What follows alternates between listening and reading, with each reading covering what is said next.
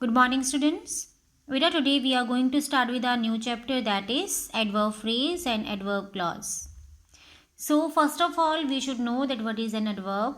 An adverb is a word that tells us that how the action has been taken place. Action कैसे हुआ है? When the action has been taken place. किस time पे हुआ है? ठीक है? And the place where the action has been taken place. तो तीन चीज़ें बताता है हमें. एडवर्ब एक ऐसा वर्ड होता है जो हमें तीन चीज़ों के बारे में बता रहा है. फर्स्ट इज मैनर, कि किस तरीके से एक्शन हुआ है. How, it gives the answer of how. Second, the time, ये बताता है कि किस टाइम पे. When the action has been taken place, तो it gives the answer of when. और द प्लेस, तीसरी चीज़ क्या बताता है कि कहाँ पे एक्शन हुआ है. Where the action has been taken place. Now ये तो हो गया सिंपल एडवर्ब. ठीक है, जैसे Milkha Singh ran quickly. Fine, तो it is giving the answer of how, that how Milkha Singh ran. ठीक है, कि कैसे भागा. क्विकली, तो आंसर क्या आ गया, क्विकली. तो इसने हाउ का आंसर दिया ना, मैनर बताया ना कि किस तरीके से मिल्खा सिंह भागता है. So this is a single word. Fine, और हमें पता है कि हम फ्रेजेस और क्लॉजेस पढ़ रहे हैं, means that are group of word, they are not single word. Fine, so adverb phrase क्या हुआ, it is a group of word that does the work of adverb. ऐसा ग्रुप ऑफ वर्ड जो adverb का काम करता है. Adverb का काम करता है मतलब जो बताता है कि एक्शन कैसे हुआ है, कब हुआ है और कहाँ हुआ है. Got it. कौन होगा, group of word, not a single word. अगर इसी वर्ड को हम इसको रिफॉर्म कर लें, हम चेंज कर सकते हैं ग्रुप ऑफ वर्ड में. अगर हमें इसको फ्रेज बनाना हो तो कैसे लिखेंगे. मिल्खा सिंह रैन क्विकली मतलब विद ग्रेट स्पीड. ठीक है, तो ये भी किसका आंसर दे रहे हैं, ये तीन वर्ड भी किसका आंसर दे रहे हैं, हाउ का ही आंसर दे रहे हैं ना. That how Milkha Singh ran with great speed. Got it. पहले सिर्फ एक वर्ड था तब ये एडवर्ब था. जब ये ग्रुप ऑफ वर्ड्स हो गया तो ये क्या हो गया, एडवर्ब फ्रेज. फ्रेज क्यों हुआ, क्योंकि इसमें ना तो वर्ब है और ना ही सब्जेक्ट है. Got it. जहाँ सब्जेक्ट वर्ब का कॉम्बिनेशन नहीं होता है वो क्या होता है बेटा, फ्रेज होता है. Got it. Now you answered rudely. Now this also giving, ये सिंगल वर्ड रूडली. अब रूडली को हम कैसे लिख सकते हैं, you answered in a very rude manner. ठीक है, my uncle is coming now. Now ये भी मैनर बता रहा है, सॉरी ये क्या बता रहा है, कब आ रहे हैं. ठीक है, तो ये बता रहा है हमें टाइम, कि मेरे अंकल जो है अभी आ रहे हैं. तो जो टाइम बताता है वो भी क्या होता है, एडवर्ब होता है. अब इस नाउ को हम क्या चेंज करेंगे एडवर्बियल फ्रेज में, कैसे. माई uncle is coming at this moment. Now को किस में चेंज करेंगे, अगर नाउ आएगा आपको तो कहीं भी सेंटेंस में, एट दिस मोमेंट. ठीक है, got it. No such diseases were known then. So then भी क्या बता रहा है हमें, टाइम बता रहा है ना. ठीक है, व्हेन का आंसर दे रहा है ना, लेकिन ये सिंगल वर्ड है. फ्रेज बनाना है तो क्या करेंगे, ना तो सब्जेक्ट ऐड करेंगे ना वर्ब ऐड करेंगे, कुछ और वर्ड्स ऐड करेंगे जो कि देन की तरह यूज होते हो. जैसे no such disease were known in those days. Then किस में चेंज होगा, those, in those days. Got it. Fine. So हम लोगों ने क्या किया बेटा, in all these sentences what we are doing, we have changed adverb to adverb phrase by just changing the words.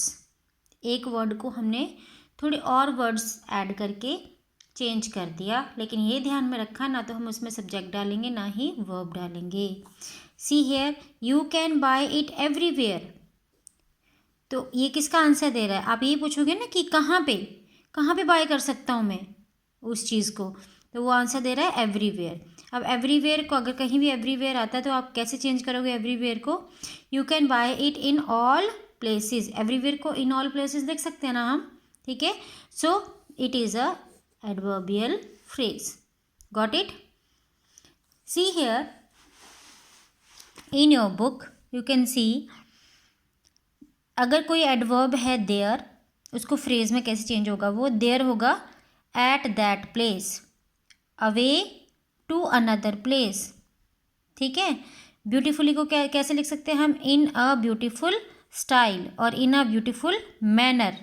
ठीक है, रिसेंटली, जस्ट नाउ या फिर at a recent date, bravely in a brave manner या फिर with bravery, okay, swiftly in a swift manner with swiftness, unwisely in a unwise manner without wisdom, soon, before, very, long या फिर eight an early date.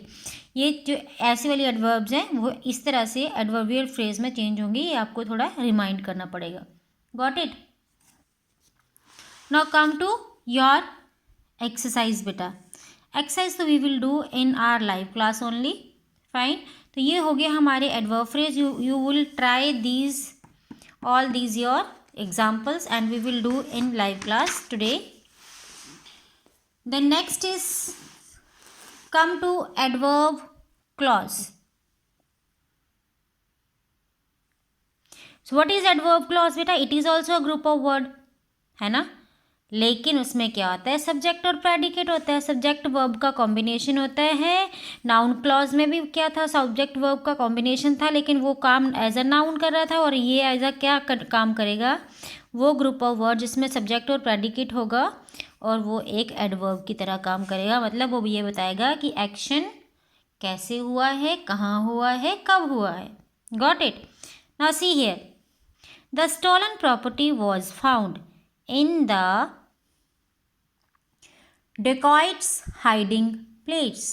See here, अब यहाँ पे क्या है, the stolen property was found where the dacoits were accustomed to hide. अब हमने क्या देखा, ये जो ऊपर इटैलिसाइज्ड वर्ड दिए ना आपको सेंटेंस 1 में और सेंटेंस 2 में, ये दोनों ही क्या कर रहे हैं, एज ए एडवर्ब का काम कर रहे हैं दोनों में ही, ठीक है। लेकिन जो सेकंड वाले में क्या है, उसमें क्या है, उसका खुद का एक सब्जेक्ट है द डेकॉइट्स, एंड प्रेडिकेट्स क्या है, वर एक्यूज्ड। इसमें एक वर्ब भी आ गई, ठीक है। Got it?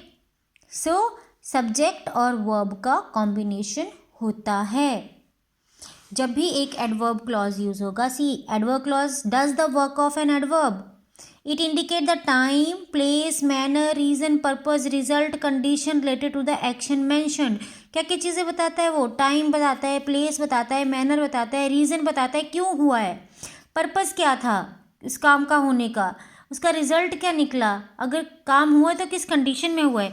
ये सारी चीज़ें जो है वो एडवर्ब क्लॉज हमें एक्सप्लेन करता है।